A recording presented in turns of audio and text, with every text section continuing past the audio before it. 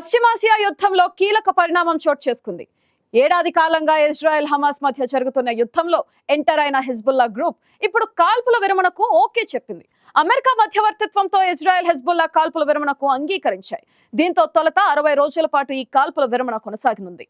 ఇదే అంశాన్ని అమెరికా అధ్యక్షుడు జో బైడెన్ ఎక్స్ లో పోస్ట్ చేశారు.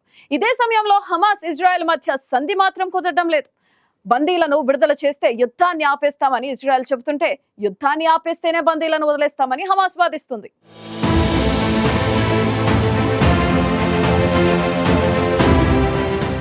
ఏడాది కాలంగా కొనసాగుతున్న ఇజ్రాయెల్ హిజ్బుల్లా యుద్ధానికి బ్రేక్ పడింది. తాజాగా యుద్ధంలో కీలక పరిణామం చోటు చేసుకుంది.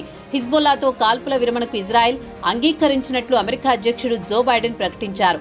ఎక్స్ వేదికగా బైడెన్ కాల్పుల విరమణపై పోస్ట్ చేశారు. గుడ్ న్యూస్, నేను ఇజ్రాయెల్ లెబనాన్ల ప్రధానులతో మాట్లాడాను. టెల్ అవీవ్ హిజ్బుల్లాల మధ్య విధ్వంసకర ఉద్రిక్తతలకు ముగింపు పలకడానికి అమెరికా చేసిన ప్రతిపాదనను వారు అంగీకరించారు. ఇది ఎంతో సంతోషకరమైన విషయమని బైడెన్ పోస్ట్ చేశారు. కాల్పుల విరమణపై ఇజ్రాయెల్ ప్రధాని బెంజమిన్ నెతన్యాహు సైతం స్పందించారు. ఈ ఒప్పందం ఎన్ని రోజులు ఉంటుందనేది లెబనాన్ పైనే ఆధారపడి ఉందన్నారు.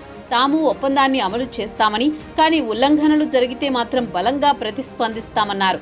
విజయం సాధించే వరకు తాము ఐక్యంగా పోరాడతామని నెతన్యాహు వెల్లడించారు.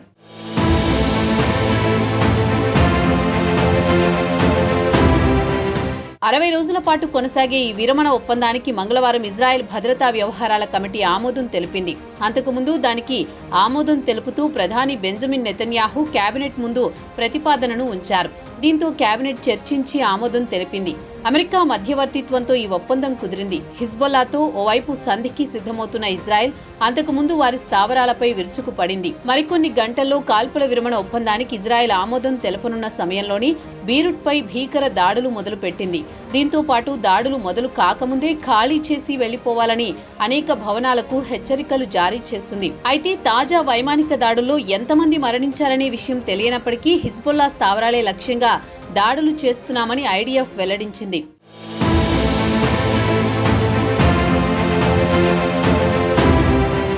ఇజ్రాయెల్ హిజ్బుల్లా మధ్య కాల్పుల విరమణ ఒప్పందం జరగడంతో గాజా స్ట్రిప్లోనూ ఇజ్రాయెల్ హమాస్ మధ్య కాల్పుల ఒప్పందం జరగాలనే ప్రతిపాదనలు వినిపిస్తున్నాయి.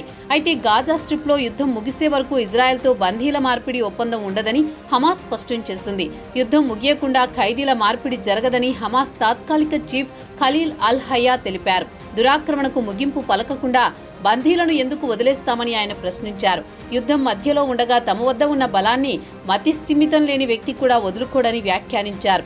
సంప్రదింపులను పునరుద్ధరించడానికి కొన్ని దేశాలు మధ్యవర్తులతో చర్చలు జరుగుతున్నాయని, తాము ఆ ప్రయత్నాలను కొనసాగించడానికి సిద్ధంగా ఉన్నామని తెలిపారు.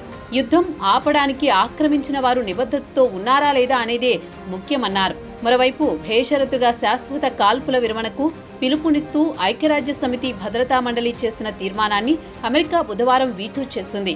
కాల్పుల విరమణలో భాగంగా ఇజ్రాయెల్ బందీలను తక్షణమే విడుదల చేయాలని స్పష్టంగా కోరే తీర్మానానికి మాత్రమే అమెరికా మద్దతు ఇస్తుందని ఐరాసాలో అమెరికా రాయబారి స్పష్టం చేశారు. ఒప్పందానికి ఇరుపక్షాలు సుముఖత చూపకపోతే మధ్యవర్తిత్వ ప్రయత్నాలను నిలిపివేస్తామని హమాస్ ఇజ్రాయెల్కు తెలియజేశామని కాల్పుల విరమణ మధ్యవర్తి అయిన ఖతార్ ప్రకటించింది.